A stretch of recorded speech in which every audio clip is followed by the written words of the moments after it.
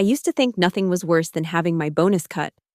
Until he walked into that conference room, smiled, and ordered me to train my replacement for zero extra pay, right in front of the 50 people I'd stood by for over a decade.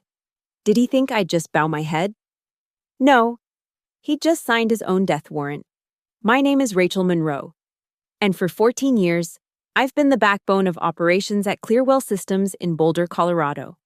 At 39, I've seen this company through 3 recessions, 2 pivots, and countless all-nighters.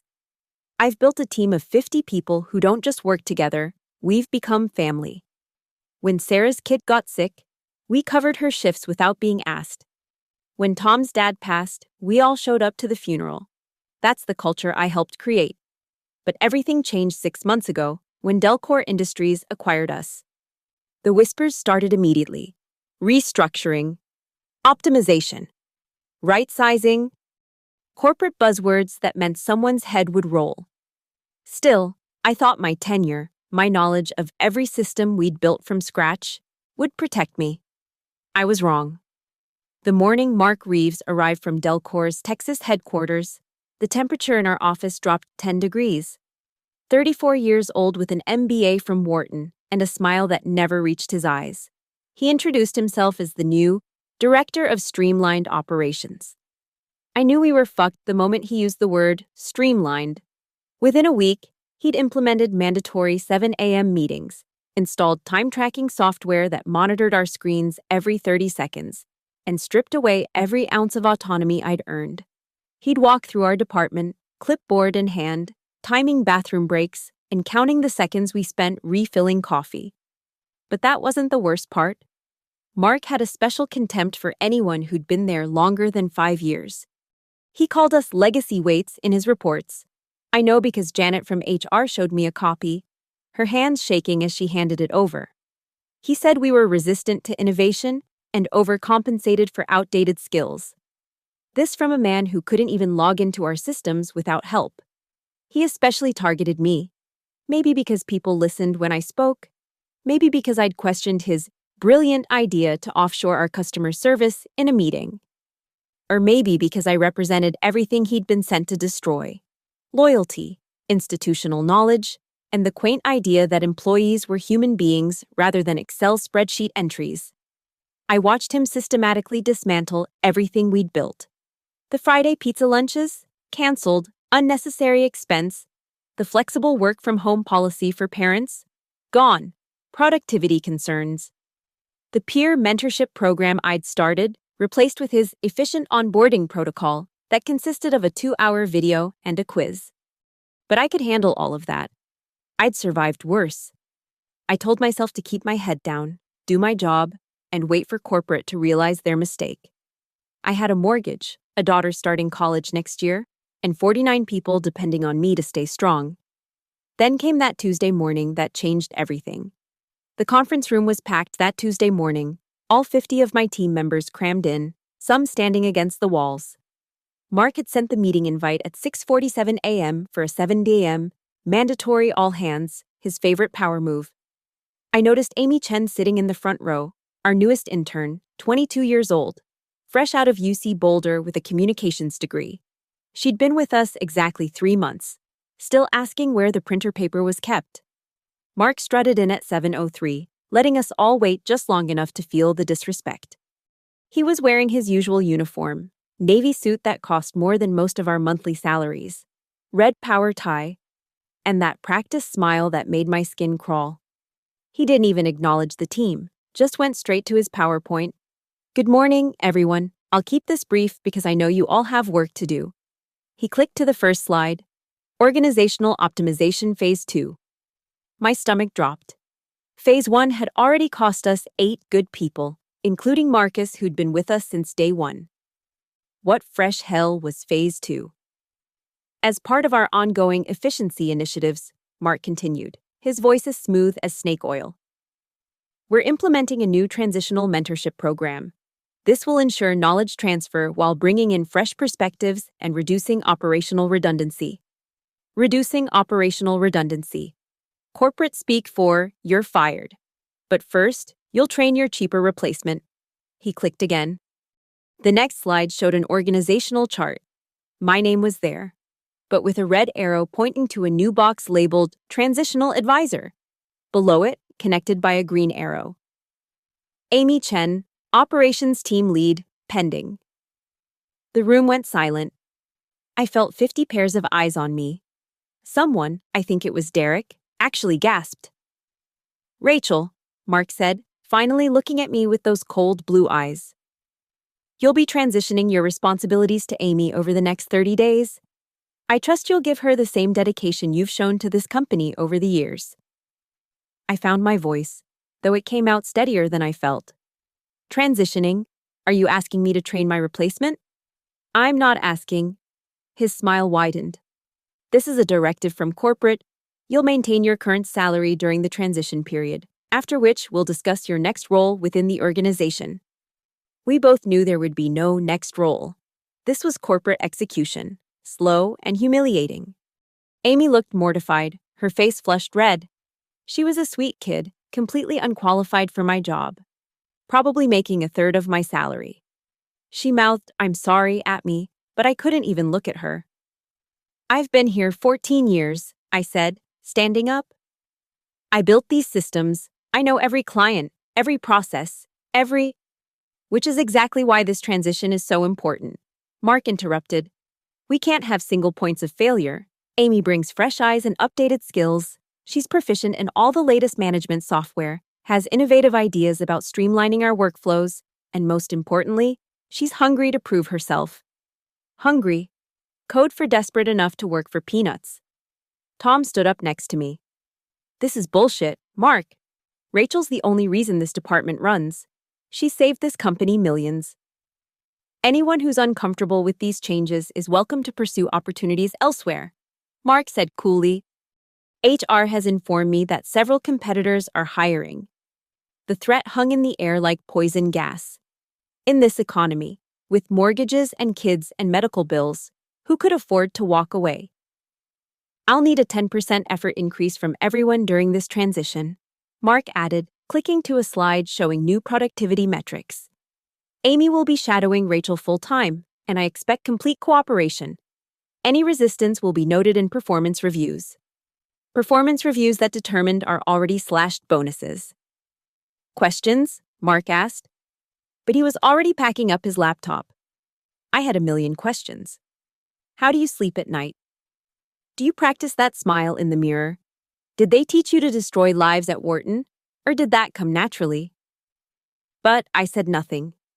I sat there, feeling the weight of my team's sympathy and rage, watching Amy shrink in her chair, while Mark strutted out like he'd just delivered good news.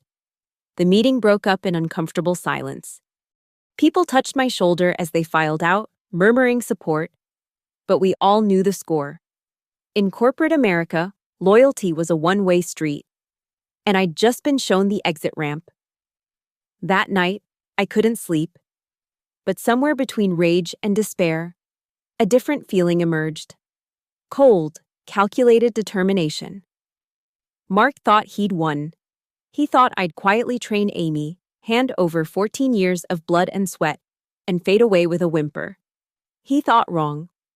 The next morning, I arrived at 6:45 a.m., 15 minutes before Mark's mandatory meeting time. If I was going to play this game, I'd play it perfectly. Amy was already there, nervously clutching a brand new notebook with operations training written on the cover in purple gel pen. Sweet kid. She had no idea she was a pawn in Mark's chess game. Rachel, I'm so sorry, she started, tears welling up. I had no idea he was going to. It's not your fault, I said, and meant it. Let's just get through this. The first week was torture. I walked Amy through our client management system, showing her the intricate web of relationships I'd built over 14 years. She took notes frantically, asking questions that revealed just how unprepared she was. When I explained our biggest client's quirks, how Johnson needed reports by 3 p.m. sharp, or he'd threatened to pull the contract, how Martinez only responded to emails with specific subject line formats, her eyes glazed over. Mark shadowed us constantly, making sure I was fully cooperating. He'd lean against the doorframe of my office, arms crossed, watching me explain complex procurement processes to someone who'd never managed anything bigger than a college group project. But I noticed things, important things. Mark didn't understand our systems either. When I mentioned our legacy database integration, he'd nod knowingly, but his eyes betrayed confusion. When Amy asked about our disaster recovery protocols, he jumped in with, "We'll be modernizing those soon." Corporate speak for, "I have no fucking clue." That's when the plan started forming. I began my performance, Rachel Monroe, the defeated middle manager, grudgingly training her replacement. I spoke in monotone, handed over documentation without protest, and never missed a meeting.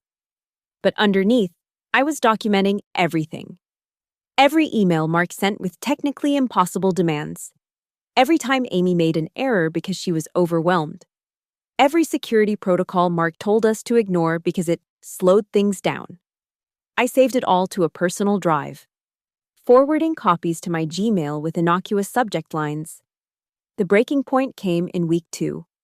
Mark announced we were switching to a new inventory management system, one his contacts at Delcor recommended. It would save us $200K annually, he claimed.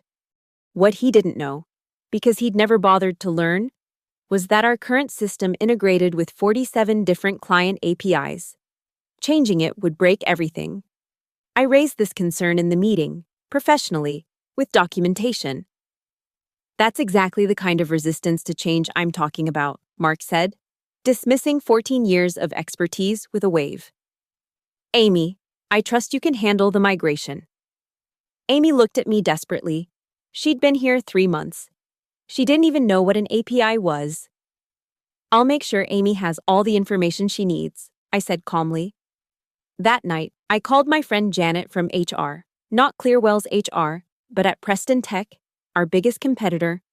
I also reached out to the 8 people Mark had laid off in Phase 1. Seeds needed planting.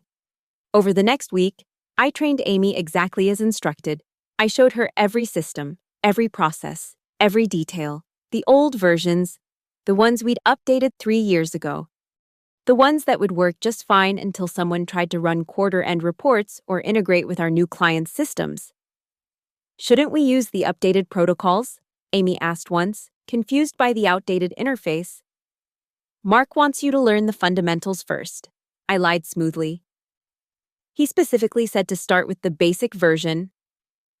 I also began having lunch with different team members each day. Casual conversations about their families, their mortgages, their frustrations. I mentioned, offhandedly, how Preston Tech was expanding, how their CEO actually valued experienced employees, how they'd love to poach an entire trained team from a competitor. Mark was too busy congratulating himself to notice the shifting dynamics. He'd already reported to Delcor that the transition was going smoothly, that he'd have my salary off the books by month's end. He even scheduled a call with corporate to discuss his bonus for successful workforce optimization. He had no idea that I'd been sending anonymous tips to the Colorado Department of Labor about potential wage law violations, or that I'd been documenting every instance where his cost-cutting measures violated our client contracts, or that Amy, despite her best efforts, was about to discover just how deep she was in over her head. The countdown had begun. 19 days until my transition was complete. 19 days to show Mark exactly what happened when you tried to throw away 14 years of loyalty like it was nothing. The best part? I was following his instructions to the letter. Week 3 arrived like a storm. Amy was drowning, and everyone could see it. She'd started coming in at 6 a.m. and leaving at 9 p.m. Her notebook now expanded to 3 binders full of increasingly frantic notes. Dark circles appeared under her eyes. She'd stopped wearing makeup. The purple gel pen had been replaced by whatever she could grab first. I maintained my performance of the dutiful trainer. Every morning, I'd greet her with a calm smile and another pile of essential documentation. I walked her through our client communication protocols, the old ones that didn't account for the 5 major clients we'd added in the past 2 years. I showed her the budget tracking system, the version before we'd integrated it with real-time inventory management. Everything technically correct, nothing actually functional. "Rachel, I don't understand," Amy said on Wednesday, near tears. When I run the Morrison Industries report, the numbers don't match what's in the current system. That's strange, I said innocently. Let me see. Oh, you must be pulling from the archived dataset. Mark said to train you on the foundational systems first. Remember? The beauty was, I had emails to prove it. Mark's directive to train Amy on all systems necessary for the role, vague enough that I could interpret it however I wanted. Thursday brought the first crack in Mark's armor. Thompson Industrial, our third largest client, called him directly. They'd received Amy's introductory email, the one Mark had forced her to send to establish relationships. She'd accidentally attached the wrong contract specifications, quoting prices from 2019. Mark stormed into my office. What the hell is this, Rachel? I looked at the email, feigning surprise. Oh no, Amy must have accessed the archived contracts. I've been training her on the foundational filing system, as you instructed. Should I have started with current clients instead? His face went red. Of course you should have. I have your email here saying to focus on core operational knowledge before moving to active accounts. I pulled up his message from week 1. I'm just following your directive. He couldn't argue. It was his own poorly worded instruction, his own lack of understanding about what my job actually entailed. That afternoon, something beautiful happened. Derek, my senior analyst, gave his notice. Then Maria from procurement, then Tom from logistics. By Friday, 6 key team members had submitted resignations, all heading to Preston Tech. Mark called an emergency meeting. This is unacceptable. You're abandoning your team in a critical transition period. With respect, Derek said, standing tall. We're pursuing opportunities where our experience is valued, just like you suggested. I bit back a smile. Mark had no idea they'd all negotiated as a package deal, or that I'd spend my evenings helping them prep for interviews. But Friday delivered the killing blow. Amy made her first solo decision, approving a shipment redirect for Wellington Corp. She used the old protocol, the one that didn't require security verification for changes over 50 kbun. It was exactly what I'd trained her to do.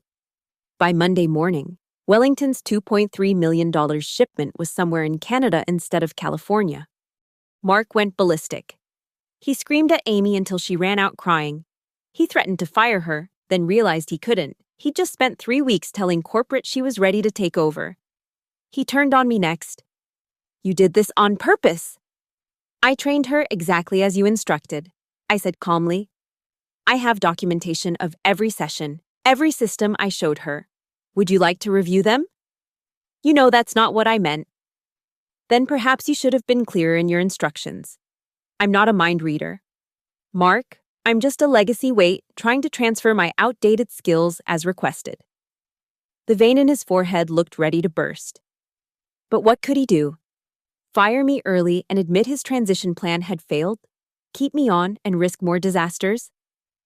That night, I updated my anonymous report to the Department of Labor, adding screenshots of Amy's time logs, 70-hour weeks at an intern salary. I also forwarded the Wellington incident to our insurance company's fraud prevention unit, noting the security protocol violations Mark had authorized. 13 days left in my transition period. Wellington was threatening to pull their entire account. 6 more resignations sat on Mark's desk. Amy was one breakdown away from quitting, and I hadn't violated a single company policy. Mark thought he could erase 14 years of dedication with a PowerPoint and a smile. He was about to learn that institutional knowledge wasn't just some line item you could cut, it was a weapon. And I knew exactly how to use it. The Wellington disaster sent shockwaves through Clearwell systems. By Tuesday morning, Mark's confident swagger had been replaced by something desperate and dangerous. He called me into his office at 7 a.m. sharp, closing the door with more force than necessary. Sit, he commanded. I sat, maintaining the calm demeanor of someone just doing their job. I know what you're doing, he hissed, leaning across his desk. This passive-aggressive sabotage ends now. I'm not sure what you mean, I replied evenly. I've documented every training session with Amy. Would you like to review the materials? Cut the shit, Rachel. You trained her on outdated systems deliberately. I trained her on the foundational systems. As you instructed. Here's your email. I pulled out my phone, showing him his own words. You specifically said core operational knowledge before active accounts. His jaw clenched. You know what I meant. I'm not a mind reader. Mark, I followed your written directives precisely. If they were unclear, perhaps that's a communication issue we should address with HR. The mention of HR made him flinch. He knew they were already dealing with 6 discrimination complaints from the Phase 1 layoffs. Fine, he said through gritted teeth. New directive. You will spend the remaining 10 days training Amy on current systems. Every active client, every live process, every real-time protocol, and I'll be sitting in on every session. Of course, I smiled. I'll need that in writing. Please. For documentation purposes. By Wednesday, Mark was true to his threat. He sat in the corner of my office like a gargoyle while I walked Amy through our current systems. Poor Amy looked like she'd aged 5 years in 3 weeks. Her hands shook as she took notes. But here's the thing about complex systems built over 14 years, even with the best intentions. You can't transfer that knowledge in days, or weeks, or even months. Wait. Amy interrupted during a session on our procurement automation. Why does this vendor have 7 different approval codes? Because they have 7 divisions with different tax structures, I explained. If you use the wrong code, it triggers an IRS audit flag. Amy's eyes widened. Mark scribbled furiously in his notebook. And this client wants reports in UTC time but billing in Pacific? Unless it's the European subsidiary, then it's all in Central European time. But their fiscal year starts in April, so Q1 for them is actually our Q2. By hour 3, Amy was crying. Mark looked nauseous. I continued my training, professionally and thoroughly, showing them exactly how impossibly complex my simple job really was. Thursday brought another gift. An email from the Department of Labor requesting documentation about our restructuring practices. Mark went pale when CC'd on the request. He spent the day locked in conference calls with Delcor's legal team. That evening, I met with 19 members of my team at a bar downtown. The ones who hadn't already resigned were ready to. Preston's offering a 20% raise and full benefits from day 1, Derek reported. They want us to start as a unit. They're calling it an acqui-hire. 1. They're also interested in the continental banking software we developed, Maria added. The one you designed, Rachel. They say it could be worth millions if properly licensed. I smiled. Mark didn't know that software existed because it wasn't in any official documentation. I'd built it on my own time, solving problems Mark couldn't even understand. And since Clearwell had never formally claimed it, the IP rights were complicated. Friday morning, I arrived to find Amy's resignation letter on my desk. She'd lasted 23 days. I can't do this, she sobbed. I'm not sleeping. I'm getting panic attacks. And I don't understand half of what you do. I just wanted an entry-level job, not this. I hugged her. It's not your fault. You were set up to fail. Mark appeared in the doorway, his face a mask of barely controlled rage. Amy, get back to work. I quit, she said, hiccuping through her tears. I'm done.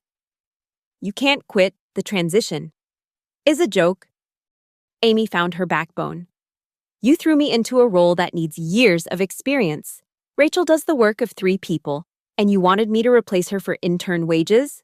I'm filing a complaint with the labor board about unpaid overtime and hostile work conditions. She grabbed her purse and left, head held high. I was proud of her. Mark turned to me, his composure finally cracking. You planned this. I trained her exactly as instructed, I said. It's all documented. Every session, every email, every directive followed to the letter. 7 days left in my transition period. No replacement. Half my team gone or leaving. Multiple investigations pending. And I hadn't broken a single rule. Mark's corporate execution had become his own. The weekend passed in a blur of phone calls and preparation. By Monday morning, with only 5 days left in my transition period, I walked into Clearwell Systems for what I knew would be my final week. The office felt different, hollow, tense, like a building before an earthquake. Mark had spent the weekend in crisis mode. He'd convinced corporate to let him hire 3 contractors to temporarily cover the gaps left by the resignations. They were young, eager, and completely overwhelmed. I watched them huddle around Amy's abandoned desk, trying to make sense of her color-coded notebooks. Rachel. Mark intercepted me at the elevator, dark circles under his eyes. We need to talk. His office looked like a war room. Whiteboards covered in frantic diagrams, printouts scattered everywhere, empty coffee cups forming a fortress around his laptop. The confident corporate shark was gone, replaced by a man drowning in his own incompetence. I've reconsidered the transition, he said carefully, as if the words physically hurt. Perhaps we were hasty. I'm prepared to extend your role for another 90 days while we find a more suitable replacement. 90 days. At my current salary. To fix his mess. I appreciate the offer, I said pleasantly. But I've already made other arrangements. His eye twitched. What arrangements? I'll be fulfilling my transition duties through Friday, as originally agreed. After that, I have other opportunities to pursue. You can't just leave. The Wellington account, the Morrison contract renewal, the Q4 reports, no one else knows how to. Then perhaps you should have thought about that before labeling me a legacy weight that needed to be eliminated. He slammed his hand on the desk. This is extortion. No, I said calmly. This is consequences. I have the email where you told me I'd be transitioned out after 30 days. I'm simply following your directive. Tuesday brought the auditors. Not just the Department of Labor, but Delcor's internal audit team, triggered by the Wellington shipping disaster. They set up camp in Conference Room B, requesting documents that Mark didn't even know existed. I spent the day helping them. Of course, professional to the end. I showed them our security protocols, both the ones we were supposed to follow and the shortcuts Mark had implemented. I provided the communication logs showing how he'd overridden safety checks to streamline operations. I shared the timestamps proving Amy had been working unauthorized overtime. This is very helpful, Ms. Monroe, the lead auditor said, her expression carefully neutral. Can you explain why these newer protocols weren't being followed? I'd refer you to Director Reeves for that information. I smiled. I've just been following his instructions regarding the transition of my duties. Wednesday. The Wellington lawyers arrived. They weren't interested in Mark's excuses about transition periods and minor logistics errors. They wanted to know how a $2.3 million shipment ended up in the wrong country, and who had authorized bypassing the security verification. I provided them with the training documentation showing exactly what I'd taught Amy, following Mark's written directives to focus on foundational systems first. I also happened to mention that I'd raised concerns about rushing the transition, but had been told that resistance to change wouldn't be tolerated. The lawyers exchanged meaningful looks. Thursday morning, Herbert Morrison himself called, the Morrison Industries CEO, whose contract was up for renewal in 2 weeks. The contract worth $47 million annually. Rachel, his gravelly voice boomed through the speaker. What the hell is happening over there? I've got 3 different people claiming to be my account manager, and none of them know about our Q3 modifications. Mark gestured frantically for me to fix it. Mr. Morrison, I'm currently transitioning my role as part of Clearwell's restructuring. Director Reeves will be handling your account personally to ensure the highest level of service. Mark's face went white. Reeves? That kid who called our customization requirements unnecessarily complex. Rachel, I've worked with you for 8 years. If you're not handling our renewal, we're walking. I understand your concerns, Mr. Morrison. Perhaps Director Reeves can address them directly. I handed the phone to Mark and watched him stumble through explanations while Morrison's voice grew increasingly angry. The call ended with Morrison demanding a meeting with Delcor's board. That afternoon, Sarah from accounting pulled me aside. Thought you should know, Delcor's flying in the entire executive team tomorrow. Emergency board meeting. Friday, my last day. I arrived early, packed my personal items into a single box, and prepared for the grand finale. The office buzzed with nervous energy as Delcor executives filled the boardroom. At 9 a.m., Mark was summoned. At 9:47, security was escorting him out. By 10 a.m., James Peterson, Delcor's CEO, was in my office. James Peterson looked exactly like what you'd expect from a Fortune 500 CEO. Silver-haired, expensive suit, and eyes that had seen every corporate disaster imaginable. He sat in my office chair while I remained standing, my box of personal items already in hand. "Ms. Monroe," he began, his voice carefully modulated. "I believe we've gotten off on the wrong foot."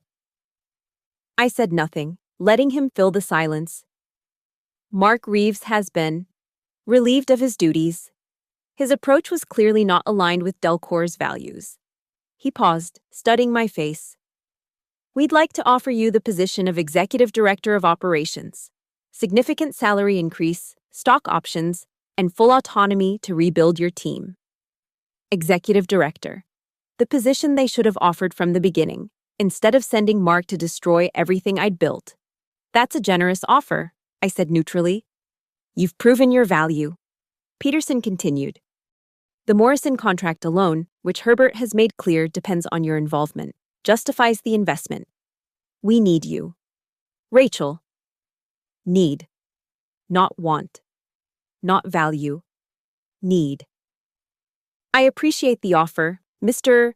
Peterson, but I've already accepted another position." His composure cracked slightly. "Whatever they're offering, we'll beat it by 20%. It's not about the money." "Then what? Name your terms." I set down my box and looked him straight in the eye. 6 weeks ago, your company labeled me a legacy weight. You sent Mark here to humiliate me, to make me train my replacement for no additional compensation, to throw away 14 years of dedication like it meant nothing. And now, only because your plan backfired spectacularly, you want to buy me back? That was Mark's initiative, not... Mark was following Delcor's playbook. I've seen the internal memos about workforce optimization and eliminating redundancies. You didn't see employees, you saw line items on a spreadsheet. Peterson's jaw tightened. The business landscape requires difficult decisions. Yes, it does. And I've made mine. I picked up my box again. Around us, the office was in chaos. Phones ringing nonstop, contractors huddled in confused groups, clients demanding answers no one could provide. The efficient machine I'd built over 14 years was grinding to a halt. "The Wellington lawyers will need the 2019-2024 compliance documentation," I said, almost conversationally. "It's in the blue folders in the third filing cabinet. The Morrison contract has 17 addendums that aren't in the digital system. Herbert likes paper trails. The Baxter Industries audit is in 2 weeks. And they'll expect the KPI reports in their proprietary format, not ours." Peterson grabbed a notepad, scribbling frantically. "This is exactly why we need you to stay." "No," I corrected. "This is exactly why you should have valued me from the beginning." I walked toward the door, then turned back. "Oh, and the continental banking software everyone's suddenly interested in? I developed that independently, on my own time. My lawyer says the IP rights are mine since Clearwell never formally claimed it. Preston Tech has made a very interesting offer for the license." His face went from red to purple. "You can't?" "I can. I did. I followed every rule, every directive, every instruction to the letter, just like Mark wanted." I smiled. "I believe your words were, 'The business landscape requires difficult decisions.'" Security appeared at my office door, not for me, but to ensure I left with only my personal belongings. Corporate theater to the end. I nodded at them pleasantly. "Rachel, please." Peterson's voice had lost its executive timbre. "The department will collapse without you." "Yes," I agreed. "It will." As I walked through the office one last time, My former team members stood up from their desks. One by one, they began to applaud. The contractors looked confused. The Delcor executives pouring out of the boardroom looked horrified. But my people, the ones who'd weathered 14 years of storms with me, they understood. Tom called out, "See you Monday, boss." I winked at him. 19 of my best people would be starting at Preston Tech with me on Monday. The ones still here were either finishing their notice periods or had their own exit strategies in motion. In the elevator, my phone buzzed. Sarah from accounting. "Peterson just authorized emergency retention bonuses. Too little too late. Also, Mark's LinkedIn says he's now seeking new opportunities. Karma's a bitch." As I walked out of Clearwell Systems for the last time, box in hand, I thought about Mark's smug smile that morning 5 weeks ago. He'd wanted to break me, to prove that loyalty and experience meant nothing in his streamlined world. Instead, he taught me the most valuable lesson of my career. In corporate America, your worth isn't what you give them. It's what they lose when you're gone. 6 months later, I stood in my corner office at Preston Tech, watching the Denver skyline shimmer in the morning sun. My team, the 19 loyalists who'd followed me plus 7 brilliant new hires, had just landed the Continental banking contract. The same software I developed in my spare time at Clearwell was now Preston's flagship product, worth $3.2 million in licensing fees alone. My phone buzzed. Sarah, who'd joined us as CFO, texted, "You need to see this." The link led to a Business Weekly article. Delcor Industries divests Clearwell Systems after 70% revenue loss. I scanned the details. Morrison Industries had pulled their contract. Wellington was suing for breach. The Department of Labor had levied $1.8 million in fines for wage violations. But the killing blow? 8 more major clients had followed Morrison's lead, explicitly citing the loss of key personnel as their reason for leaving. Clearwell, the company I'd given 14 years to, was being sold for parts. I felt nothing. No satisfaction, no regret, just the calm acknowledgement that actions have consequences, and Delcor had chosen theirs. A knock on my door interrupted my thoughts. Tom stuck his head in. "Team meeting in 5. The Continental people want to discuss expanding the software suite. Be right there." As I gathered my notes, my computer pinged with a LinkedIn notification. Mark Reeves had viewed my profile, again, the 5th time this month. His own profile still read, Strategic Operations Consultant, corporate speak for unemployed. Word in our industry was that his name had become toxic. The Wellington disaster had made it into business school case studies as an example of how not to manage transitions.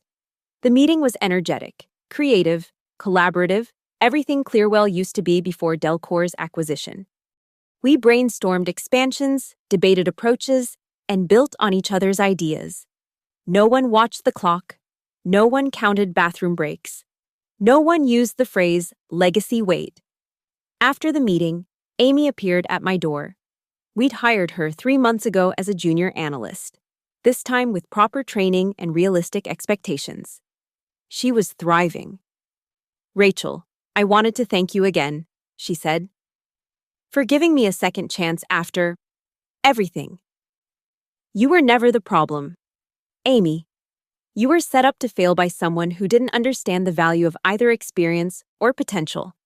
She smiled, looking years younger than she had during those horrible 3 weeks at Clearwell. "I'm glad it worked out this way. For both of us." That evening, our biggest surprise yet arrived via email. Herbert Morrison himself, CCing Preston's CEO. "Rachel, heard you're the one behind that Continental banking software. Morrison Industries needs something similar. When can we talk?"